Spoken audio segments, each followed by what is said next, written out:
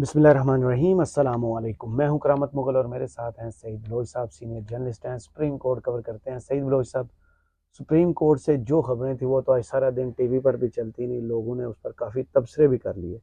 एक ख़ास पहलू उसमें रह गया है, वो है जस्टिस मुसर्रत हिलाली साहब वाला, कि उनको अचानक उनकी आँख कैसे खुल गई है।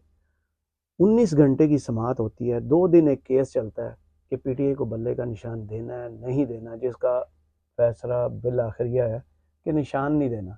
वो इलेक्शन कमीशन ने रख लिया बल्ला, उस पर शायद वो इलेक्शन भी लड़े। अब वो वक्त बताएगा कैसे लड़ते हैं इलेक्शन।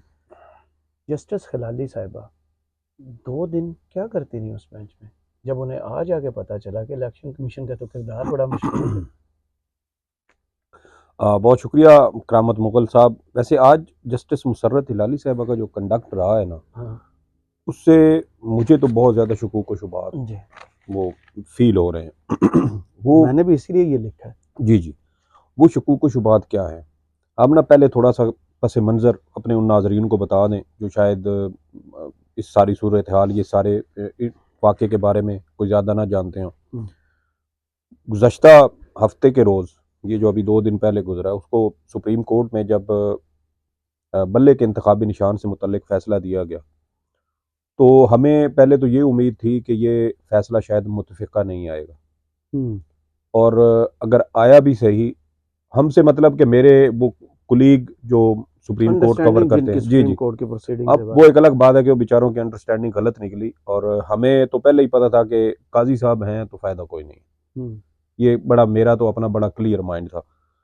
बहरहाल उन्होंने कहा कि यार ये देखें, 2 बड़ी अहम चीज़ें हैं। एक तो ये है इंतखाबी निशान, और दूसरा है इंट्रा पार्टी इलेक्शन। हम्म, तो काज़ी साहब जो है ना, वो अगर फैसला दिया भी सही ना, तो वो 2 हिस्सों में देंगे। यानी कि वो कहेंगे कि इंट्रा पार्टी इलेक्शन को अलग रखें, और भले के निशान को बल्ले अलग के भी। इंतखाबी निशान को अलग रखें, क्योंकि आर्टिकल 17 भी इसमें रुकावट बन रहा था। तो हम्म, उनके बकौल कि ये आर्टिकल 17 को नज़रअंदाज नहीं किया जा सकता, क्योंकि जहाँ आइन और कानून का मामला हो तो फिर फ़ौक़ियत तो आइन को दी जाएगी।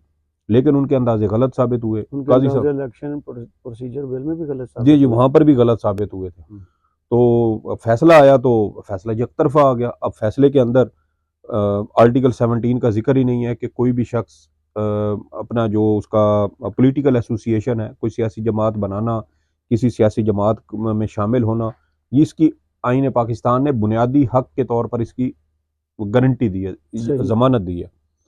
लेकिन वो फैसला जब आ गया तो वहाँ से चीज़ें मुख्तलिफ हो गई। मिसाल के तौर पे जब केस चल रहा था, तो चीफ जस्टिस काजी फ़ायज़ ईसा ने कहा कि ऐसी जो सूरत हाल है वो दुरुस्त, ये सूरत हाल दुरुस्त मालूम नहीं होती कि पीटीआई को लेवल प्लेइंग फील्ड नहीं दी जा रही, या इलेक्शन कमीशन पीटीआई को निशाना बना रहा है। हम्म, ये केस की समाअत के दौरान भी, और ये गालबन जो शॉर्ट रिटन ऑर्डर आया उसके अंदर भी ये लिखा हुआ है। और वो फैसला आया था मुतफिका हम्म, तीनों जजेस का, तीन किसी ने, सिफर से। जी जी। और जब भी कोई फैसला जारी होता है तो उसके ऊपर बेंच के जितने भी जजेस होते हैं वो सारे दस्तखत करते हैं। वो एक अलग बात है कि कोई जज अगर डाइसेंट भी करता है तो वो अपना डाइसेंटिंग नोट जो है वो उसमें कर देता है, लेकिन दस्तखत सबके होते हैं लेकिन ऑर्डर में मंजूरी लिखा से। होता है कि उनका जी जी, डिसेंडिंग उनका नोट है। डाइसेंट है। हम्म, तो जहां पर तो डाइसेंट भी नहीं था, तो जस्टिस मुसर्रत हिलाली साहबा ने यकीनन फैसला पढ़ा होगा, फैसला पढ़ के ही उसके ऊपर दस्तखत किए अब होंगे। उन्होंने मशकूक कर दिया। और अब जो आज उन्होंने ऑब्जर्वेशन दिया, उससे तो मुझे तो चीज़ें मशकूक लग रही हैं। और इसी वजह से, आपको नहीं, पूरे पाकिस्तान को अब लगी। जी जी, और मुझे अब ये शक हो रहा है कि क्या वाकई जस्टिस मुसर्रत हिलाली साहबा ने वो फैसला पढ़ा था। या वो हेयरिंग सुनी, केस नहीं, जो 2 दिन चलता रहा वो हेयरिंग में तो सुना भी है। मौजूद थी ना, तो हेयरिंग वही में, तो कह रहा जी हूँ, जी, हेयरिंग में जी जी। जरूरी नहीं सुना भी तो है। या इसकी तो अब 2 सूरतें हो हाँ, सकती हैं। पहली बात कि इन्होंने फैसला पढ़ा लेकिन इनको याद नहीं है, हम्म, या एक उसका ये भी हो सकता है कि इन्होंने फैसला पढ़ा, लेकिन अब ये अवाम में अपनी जो एक क्या कहते हैं उसको, साख को बचाने के लिए हम्म, आज फिर इन्होंने इलेक्शन कमीशन को जो है उसको रगड़ा लगाने की कोशिश की। हम्म, दूसरा ये हो सकता है कि जस्टिस मुसर्रत हिलाली साहबा ने फैसला पढ़ा ही ना हो, फैसला कहीं से और से आया हो। क्योंकि यहाँ देखे ना, तोशाखाना ट्रायल में भी 30-35 सफ़ात का फैसला आधे घंटे में लिख लिया गया था। तो यहाँ पर तो कुछ भी हो सकता है सर, पाकिस्तान है। हम्म, तो इसलिए मुझे एक शक है, मेरा ये शक है, मेरे पास इसका कोई सबूत नहीं है, लेकिन लेकिन ये शकूक मौजूद है। जो और उनके जज आज साहबा के के, रिमार्क्स हैं जी उससे जी, तो ये ये, शक और हाँ जी, ये तकवीत जज साहबा पकड़ता है। के अपने कंडक्ट से, उनके अपने रिमार्क से हमें ये शकूक शुबात पैदा हुए हैं कि अभी 2 दिन पहले आपने फैसला दिया है, 2 दिन 19 साढ़े 19 घंटे आप केस की समात है। समाअत करती रही हैं, आप उस बेंच का हिस्सा थी, हम्म, और उसके दौरान जो है वो आप ये सारी कार्रवाई का हिस्सा बनी, सारा कुछ आपने किया, और फिर जब फैसला आता है तो उसके अगले एक दिन छोड़ के उससे अगले रोज आप कहती हैं कि इलेक्शन कमीशन सिर्फ पीटीआई को जो है वो निशाना क्यों बना रहा है, बाकी सियासी जमातों को अब क्यों इसका नहीं फायदा। पूछता, और साथ ये भी कह देती हैं कि इलेक्शन कमीशन फेयर नहीं है, शफाफ नहीं है। तो जब आपके पास केस आया था, और उस वक्त भी आपके सामने ये सारी बातें हामिद खान साहब ने रखी थी, अली जफर ने सारी बातें रखी कि इतनी सियासी जमातों के दरमियान सिर्फ पीटीआई को टारगेट किया जाना ये दुरुस्त नहीं है। हामिद खान का केस के जब उनके दलाइल मुकम्मल हो रहे थे, आप उनके आखिरी 3 मिनट सुने, सिर्फ 3 मिनट, उन्होंने सुप्रीम कोर्ट को वार्न किया, वार्न किया उन्होंने सुप्रीम कोर्ट को कि आप जो भी फैसला देंगे उसके पॉलिटिकल कंसिक्वेंसेस को जहन में रखिएगा, क्योंकि जो फैसला आप देंगे ये आपके बाद आने वालों को ये हांट करेगा, ये सुप्रीम कोर्ट को हांट करेगा। हांट का मतलब है डरावना ख्वाब बन जाएगा उनके लिए। तो अब सुप्रीम कोर्ट ने आमिर खान साहब की उस बात को भी नजरअंदाज किया, यकतरफा है मेरे ख्याल में, मैं इसको यकतरफा फैसला, तो फिर वो मैं उसमें भी आपकी ये बात भी दुरुस्त है। अच्छा, मुझे भी यहाँ से शक कैसे पड़ता है? नहीं, अब तो फैसले पर आप तनकीद भी कर सकते हैं, उसके पहलुओं को डिस्कस भी कर सकते हैं। जितनी समात हुई, जो सवालात हुए, चले जजों के बारे में तो आप कुछ नहीं कह सकते, फैसले पर तो खुलकर तनकीद कर सकते हैं। तो हम वही कर रहे हैं। हाँ, तो ये फैसला जो कुछ हेयरिंग में हुआ वो कम से कम फैसला वो नहीं।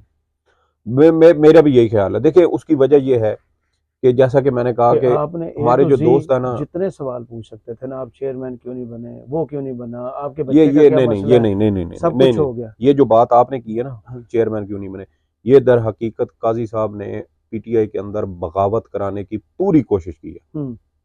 ये पीटीआई के अंदर बगावत कराने की कोशिश थी कि आप एक सीनियर मेंबर को ये कह रहे हैं, हामिद खान साहब आपको कितना अरसा हुआ है पीटीआई में, फिर आप अली जफर से पूछ रहे हैं, फिर आप गौहर खान से पूछ रहे हैं। अच्छा जी, गौहर खान ने बताया कि मुझे 2.5-3 साल हुए हैं। तो उन्होंने फिर कहा कि हामिद खान साहब आप तो पुराने हैं, फिर आपको चेयरमैन क्यों नहीं बनाया, आपको चेयरमैन बनना चाहिए था, ये जो नए आ रहे हैं ये चेयरमैन बन गए, तो इसका क्या मकसद है? क्या आप एक सीनियर बंदे के सामने, और चेयरमैन खड़ा हुआ है, उसके सामने आप दूसरे को उकसा रहे हैं कि यार ये तो आपका हक ज्यादा बनता था, आपने उसको क्यों बना दिया? इन्होंने पीटीआई के अंदर इस आर्गुमेंट में ये मान लिया कि ये चेयरमैन, जी ये आपने नोटिस नहीं किया? जी जी जी जी जी जी, बिल्कुल माना। इंट्रा पार्टी लेकिन इलेक्शन को मान के जी जी, फिर लेकिन फैसला क्या है? फैसला फिर उसके उलट है। हाँ। लेकिन कहने का मकसद ये है कि उन्होंने अपने तौर पर पीटीआई में बगावत कराने की पूरी कोशिश की है, और ये बात सिर्फ एक बार नहीं हुई, ये बात उन्होंने कम से कम कोई 4 या 5 बार की है। आज जो कुछ हुआ है, एक तो दरख्वास्त वापस ले ली, वैसे मैंने रात को ट्वीट कर दिया था। आप बहुत पहुंचे नहीं नहीं, पहुंचे हुए नहीं, मेरी एक अपनी राय थी, मेरा आप भी नहीं नहीं पहुंचाए वो नहीं में नहीं आना नहीं शुरू नहीं, हो अल्लाह अल्लाह माफी दे, मैं पहुंचाए हुए मैं इंशाल्लाह कभी नहीं गया। आऊंगा। आज दरख्वास्त वापस लेना, अदम एतमाद का इजहार करना, कोई देर नहीं होगी पीटीआई? नहीं देर, मैं इसको नहीं कहूँगा, लेकिन ये बतौर रियासत पाकिस्तान के लिए, पाकिस्तान के पॉलिटिकल जो उसको कह लें पॉलिटिकल सिस्टम के लिए, आपके जुडिशल सिस्टम के लिए ये एक इंतहाई खौफनाक और ख़तरनाक सूरत हाल है कि इस्लामाबाद हाई कोर्ट में पहले वो कर चुके। मुल्क की सबसे बड़ी अदालत पर, मुल्क के चीफ जस्टिस पर, मुल्क की सबसे बड़ी सियासी जमात अदम एतमाद का इजहार कर रही है बगैर गाली निकाले। बगैर गाली निकाले। तो ये सर बहुत खौफनाक सूरत हाल है। ये वही बात है जो हामिद खान साहब ने वार्न किया था कि फैसला वो दें जो कल को आपको हांट ना करता फिरे, आपके लिए डरावना ख्वाब ना बन जाए। ये सूरत हाल उसी तरफ जा रही है कि मुल्क की सबसे बड़ी जमात जो करोड़ों लोगों की नुमाइंदगी करती है, उसने चीफ जस्टिस पाकिस्तान के कंडक्ट की वजह से उस पर अदम एतमाद का तो इजहार कर दिया है। इलेक्शन पूरी जमात पर शबहुन मारा गया है, बिल्कुल ठीक कहा, इलेक्शन छीनने की बिल्कुल कोशिश की बिल्कुल गई है, बिल्कुल ठीक और ये कहा इसमें लतीफ़ कोई खोसा साहब कोई ने, छुपी ढकी छुपी लतीफ़ बात नहीं खोसा साहब ने बिल्कुल कि ठीक कहा है। नवाज शरीफ साहब की ख्वाहिशें पूरी करने की बिल्कुल कोशिश हो की रही जा है, रही है, बिल्कुल उनके इसी लिए तरह, ओपन फील्ड की गई। ऐसा ही है, बिल्कुल इसी तरह। और लतीफ़ खोसा साहब ने बिल्कुल ठीक कहा कि हम आए थे आपके पास लेवल प्लेइंग फील्ड के लिए, आपने फील्ड ही छीन ली। आपने तो फील्ड ही छीन ली। हमारे 230, वैसे ये बनते 230 से भी ज्यादा, 230 शायद उन्होंने इस सेंस में कहा क्योंकि अभी 30-33। 235 तो पहले दिन आ गए थे भाई, उसमें अब इजाफा हुआ है। हाँ, तो वो तक वही 30 200 बारह जितने भी इतने ही बनते हैं, 230-35। तो उन्होंने कहा कि हमारे इतने लोगों से आपने सियासी जमात की जो नुमाइंदगी थी आपने वो छीन ली, आपने एक सियासी जमात को उससे इंतखाबी निशान उसकी शनाख्त छीन लिया, आपने उसका पीटीआई का शिराजा बखेर दिया, हम आपके पास लेवल प्लेइंग फील्ड के लिए आए थे। और उन्होंने फिर एक और कहा, आपकी बहुत बहुत मेहरबानी, शुक्रिया। और अपनी दुकान अपने खोल हाँ, रखो। तो ये एक इंतहाई मेरे ख्याल में जस्टिस मुसर्रत हिलाली साहिबा को भी शायद इस बात का एहसास नहीं है। मेरे को बात असल में कंटेम ना लग जाए, वरना बात तो मेरे पास बहुत देखें, अच्छी है। बात ये है करामत मुगल साहब के, ये जजेस रिटायर हो जाएंगे, कोई साल रहेगा, कोई 2 रहेगा, कोई 3 रहेगा, कोई 5 रहेगा, लेकिन इनका लिखा हुआ बोला लेकिन हुआ पीछा करेगा। पीछा करेगा। और आने वाले चीफ जस्टिस के लिए, ये तो काजी साहब कहते थे ना कि पानामा का फैसले की आप जो है वो मिसाल न दें। सर, ये फैसला जो सुप्रीम कोर्ट ने हफ्ते के रोज दिया है, ये सुप्रीम कोर्ट के लिए, पाकिस्तान के जुडिशल सिस्टम के लिए एक गाली बनेगा। हम्म। इन लोगों को अंदाजा नहीं है, ये सियासी बुग्ज के मारे हुए ये लोग हैं, इन्होंने रिटायर हो जाना है, लेकिन पूरी पाकिस्तान की दुनिया में आवाम लिखा जा भुगतेगी, रहा है। पाकिस्तान की आवाम भुगतेगी, ये मुल्क भुगतेगा, पाकिस्तान का जुडिशल सिस्टम भुगतेगा और सियासी जमातें भुगतेंगी। पीटीआई तो, ये क्या कहते हैं, वो गन्ना है ना पीटीआई, और वो उस मशीन के अंदर से वो तो गुजर रहे हैं बेचारे, उनका तो जो वो होना जूस है, निकलना था उनका निकल। जूस निकलना तो पूरी निकल दुनिया चुका, ये लिख तो अब रही है। दूसरे चीखेंगे। पूरी दुनिया लिख रही है। पूरी दुनिया बोल रही है। क्या बोल रही है? कि अदलिया ने फैसला कितना गलत दिया। इधर उनका फैन क्लब बोल रहा है, एक एक बंदा अब उनके खिलाफ बोल रहा है। तो आपने तो अपने पाँव पर खुद कुल्हाड़ी मारी। सर, फैन क्लब तो देखे ना, अब वो इस हद तक बोल रहे हैं। आज तो असतूर आज ने असतूर ने काजी ट्वीट किया हुआ मुनीर, था, जी जी, असदतूर ने यही ट्वीट किया जस्टिस हुआ था। मुनीर आज वो आपके भी काजी साहब को अपना मुर्शिद मान रहे हैं। फिर आप हसनात मलिक को देख लें, फिर आप मतीउल्लाह जान साहब को देख लें, या इस तरह के जो दीगर जो काजी साहब के उनके जो मौक़िफ़ था वो उसके साथ खड़े हुए थे। आज वो लोग हमसे ज़्यादा शर्मिंदा, क्योंकि हमें तो पहले पता था कि इस शख्स ने आके क्या करना है, और हम तो इसकी बतौर चीफ जस्टिस तैनाती से पहले ये कह रहे थे कि ये शख्स रॉन्ग नंबर है। रॉन्ग नंबर इस सेंस में है कि पीटीआई के दौर में ये अपनी अदालत में ये सर्वे करवाता था कि मीडिया आज़ाद है या नहीं हाथ है, खड़े करें। हाथ खड़े करे। और 2022 में आप देखें, रजीम चेंज के बाद अरशद शरीफ को कत्ल किया गया, इस शख्स ने एक लफ्ज़ तक नहीं कहा। इमरान रियाज 5 महीने गायब रहा, इस उसने शख्स ने पूछा एक वो लफ्ज़ तक कौन नहीं है? कहा, और फिर ये भी पूछना कि वो क्या कौन रेड है। कारपेट बिछाएं? ये लोग भूलेंगे थोड़ी भाई। यही बात है। आप एक आपके लिए कुछ भी मायने रखता है। इस मुल्क का एक मोअज़्ज़ज़ शहरी है, एक सहाफ़ी है। आप भरी कोर्ट में कैसे कह सकते कैसे हैं? कह सकते हैं? तो यू हैव नो राइट। मैं ये कह रहा हूँ कि ये एक बुनियादी। रॉन्ग नंबर था। इसने आइन और कानून का लिबादा उड़ा हुआ था, इस अवाम को बेवकूफ़ बनाया, उन लोगों को बेवकूफ़ बनाया, और मेरे ख्याल में जिन्होंने इस पर यकीन किया, इसको मसीहा समझा, ये दर हकीकत मसीहा नहीं था। ये मैं अब वो लफ्ज़ नहीं बोलना चाहता। आखिरी मुहतसम जवाब दे दे। अब दरख्वास्त तो वापस ले ली पीटीआई ने। अब इसको रिव्यू में भी जाना है अपील। ये बेंच तो नहीं होगा, ज़ाहिर इससे बड़ा बेंच होगा। कश्यप उसमें होंगे?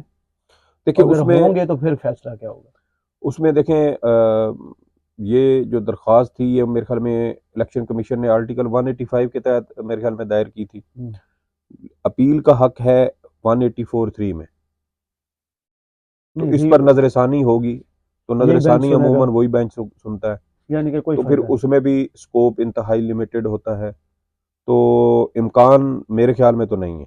सही। तो चलें। अगर इन्होंने करनी भी है तो वो मेरे ख्याल में फिर बेकार जाएगी। अब अगर एक बार इन्होंने अदम एतमाद का इजहार कर दिया है, तो फिर अब इनको चाहिए कि कम अज़ कम इंतखाबात तक, कम अज़ कम काजी साहब को इंतखाबात बोल तक जाए। काजी की अदालत में पेश ही ना हो। सही। बहुत शुक्रिया सईद बलोच साहब आपके तजिए का। कमेंट्स बॉक्स में ज़रूर बताइएगा वीडियो आपको कैसी लगी। इजाज़त दीजिए। अल्लाह हाफ़िज़।